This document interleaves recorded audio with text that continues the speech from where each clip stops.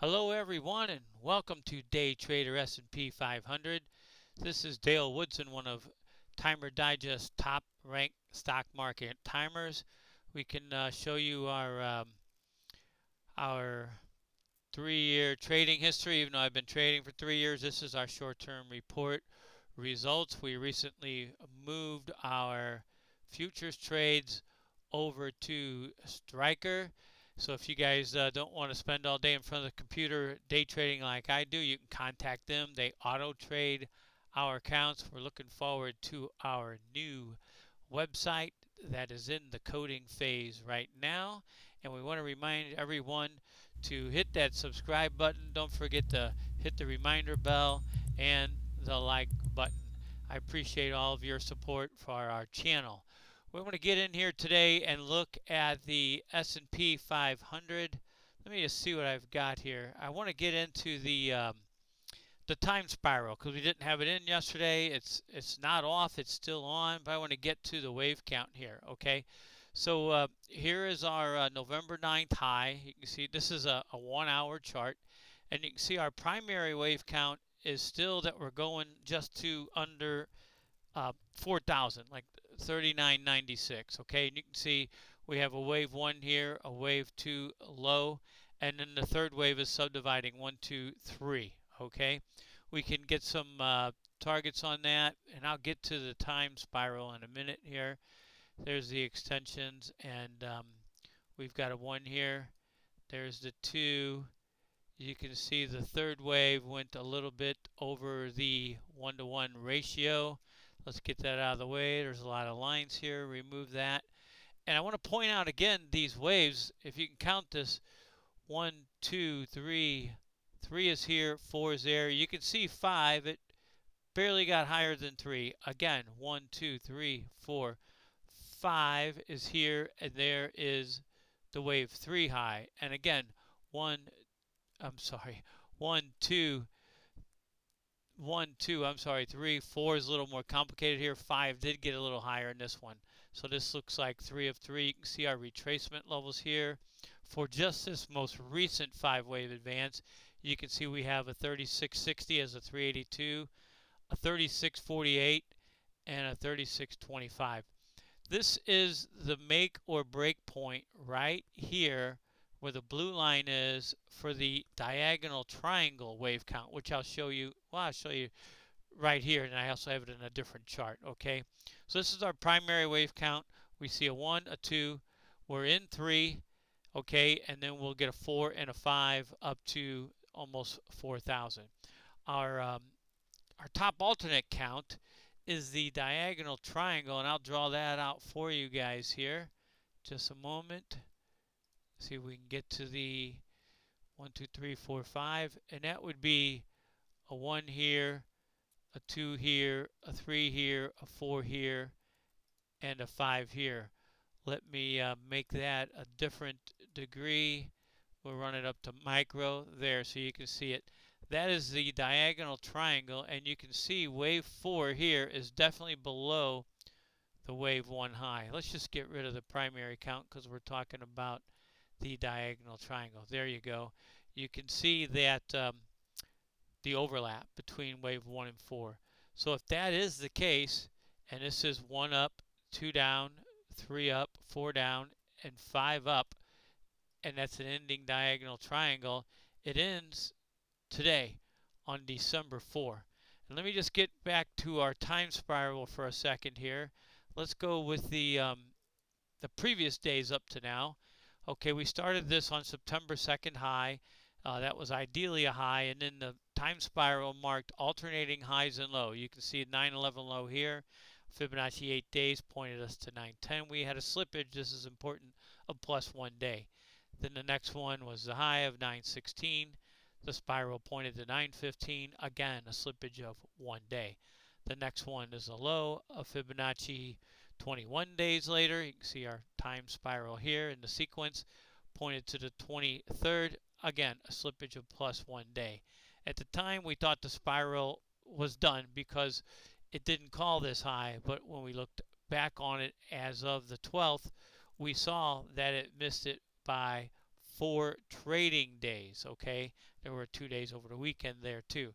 So it pointed to October 6th. It topped on October 12th. And the famous one, the most famous all the time, is the 55-day. It marks panic spike lows, crashes, or just lows. In this case, it marked the low, 1030 from the 9.2 high.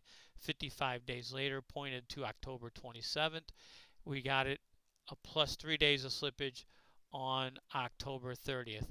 So the next date in the sequence is 89, and it points to basically now. And let me get that that count up for you guys if I can here. I think it's right here. A lot of information on this chart, okay? But the next day is 11:30, November 30th, and that is a plus 4 days from, well, now, okay, I'm sorry.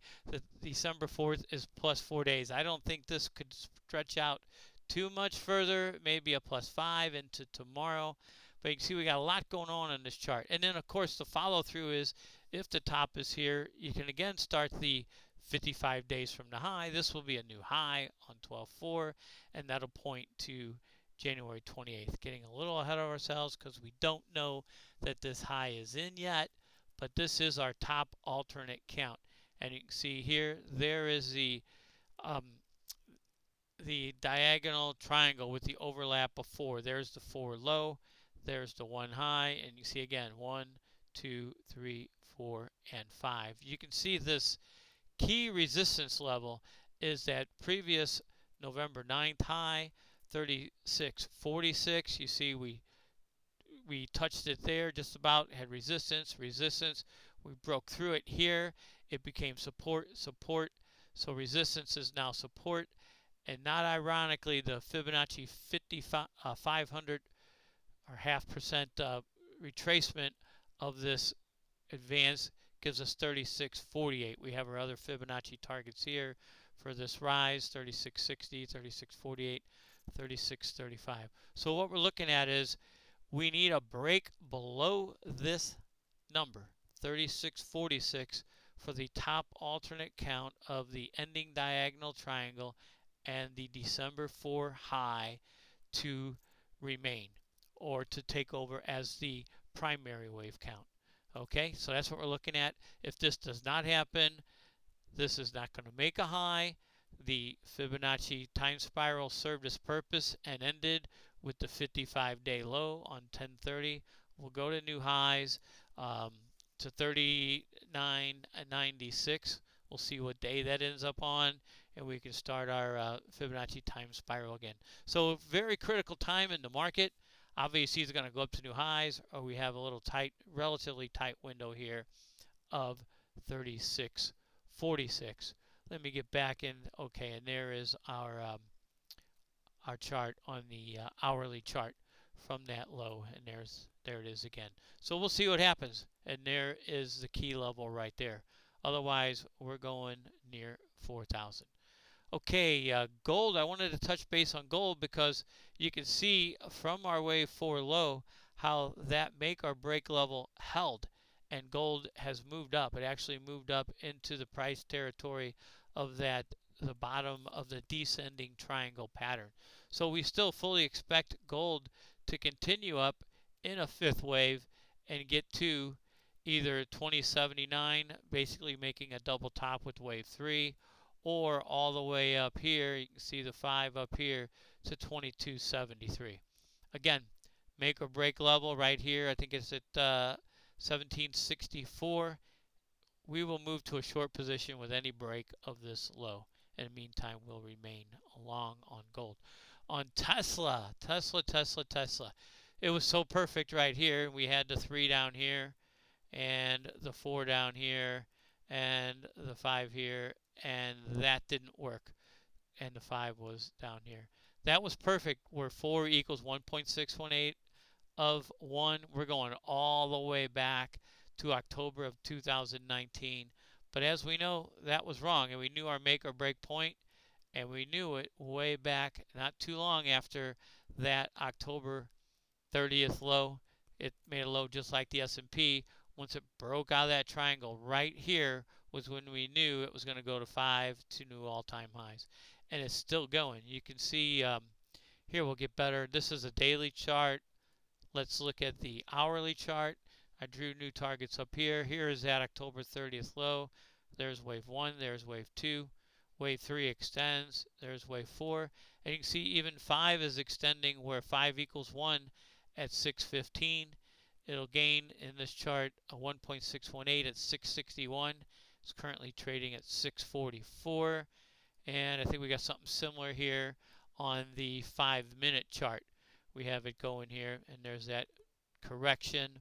And here we have 5 waves from the December 2nd low. This is the fifth wave, and we have a 655 target here. What do we have here? 661.